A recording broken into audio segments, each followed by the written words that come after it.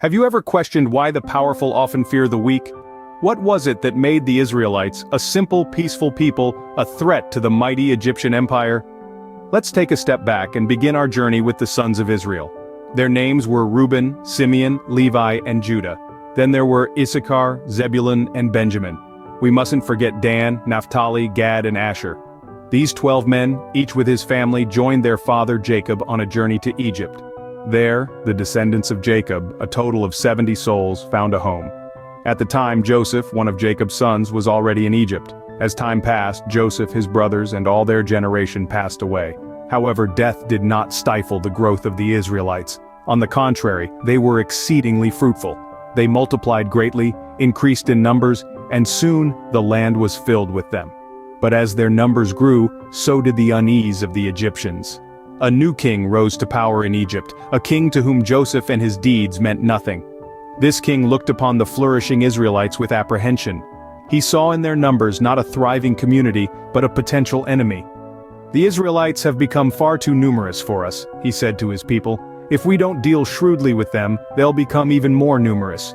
If war breaks out, they could join our enemies, fight against us, and leave the country." And so the Egyptians put slave masters over the Israelites to oppress them with forced labor. The Israelites built Pithom and Ramesses as store cities for Pharaoh. But the more they were oppressed, the more they multiplied and spread.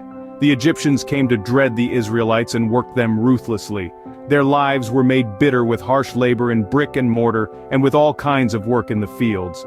But with their growth came the shadow of fear, casting a dark cloud over their prosperity. What happens when power shifts to those who don't understand or respect history? This question hovers like a shadow as we delve into our next chapter. Picture this: Egypt, a land where the Israelites have thrived and multiplied, now under the rule of a new king.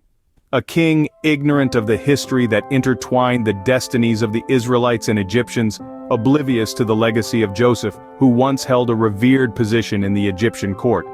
This new king, this wielder of power, looked upon the Israelites not with the gratitude or respect one might expect, but with fear and suspicion. He saw not allies, not hard-working contributors to his kingdom, but a growing threat. The Israelites in his eyes were a ticking time bomb, a potential fifth column that could turn against Egypt if war were to break out. In a twist of irony, the prosperity and fruitfulness of the Israelites, once a shared joy with the Egyptians, was now their curse. Their increasing numbers stirred unease in the heart of the new ruler. He feared that the Israelites, if left unchecked, would grow too numerous, too powerful. And in times of war they might join forces with Egypt's enemies, turning the tide against the kingdom. With this fear gnawing at his mind, the new king chose a path of shrewdness. He decided to subdue the Israelites not with outright violence but with oppressive control. He placed over them slave masters, forcing them into labor, aiming to quell their growth and break their spirit. Little did he know, this would only stoke the fires of resilience in the hearts of the Israelites. And so, the oppression of the Israelites began, a cruel test of their faith and resilience. The story of their struggle and endurance is a testament to the indomitable spirit of mankind, a tale that echoes through the ages, reminding us of the power of faith, the strength of unity, and the courage to stand against oppression. How far would an empire go to protect itself from imagined threats? This question takes us into the heart of our story as we delve into the beginnings of oppression. In Egypt's case, the answer was far beyond what we might imagine. In their quest for control and dominance, the Egyptians placed slave masters over the Israelites. It was a strategic move, one designed to keep the growing Israelite population in check. This was not just about labor, it was a demonstration of power, a clear message to the Israelites that they were under Egyptian rule. The Israelites were forced into grueling labor, their hands shaping bricks and mortar, their backs bent under the brutal Egyptian sun. They toiled in the fields, their sweat seeping into the soil they were forced to cultivate. The Egyptians showed no mercy, their hearts hardened by fear and paranoia. But the Israelites, in the face of such adversity, demonstrated the true power of resilience and faith. Despite the harsh conditions, they continued to multiply. Their numbers grew, and with it their strength. They were more than just laborers, they were a people, united in faith and purpose.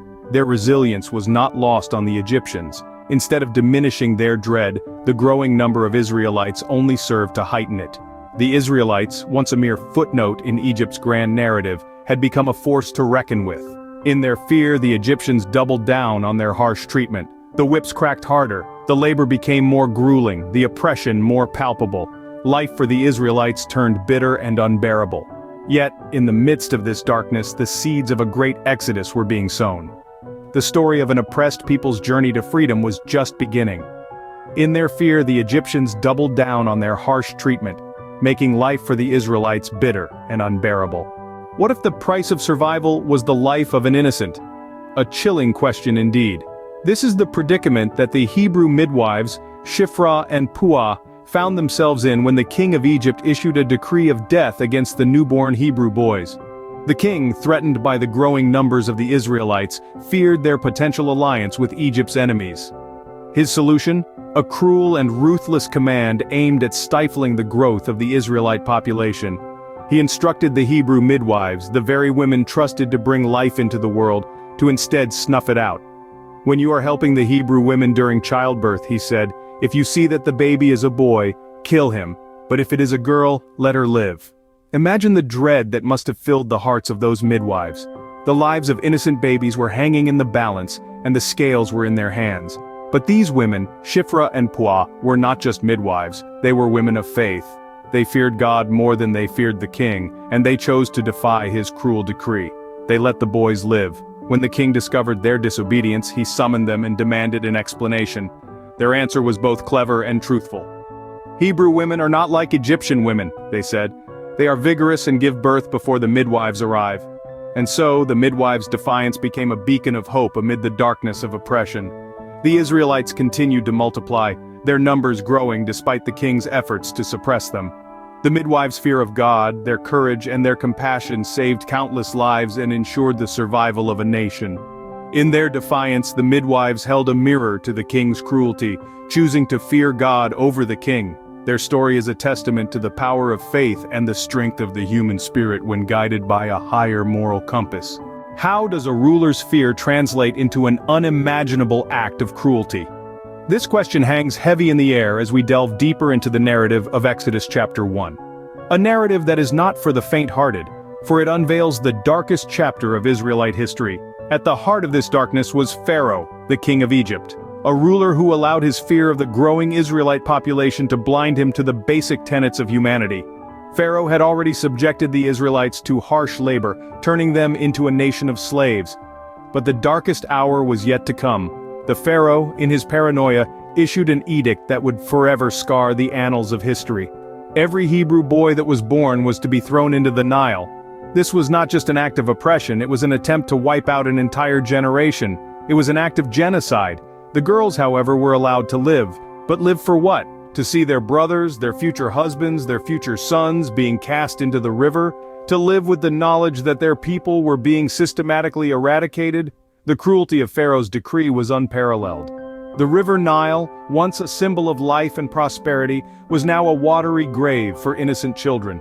The laughter of children was replaced with the wails of mothers. The Israelites were not just oppressed, they were broken. And yet, in this abyss of despair, the Israelites did not lose their faith.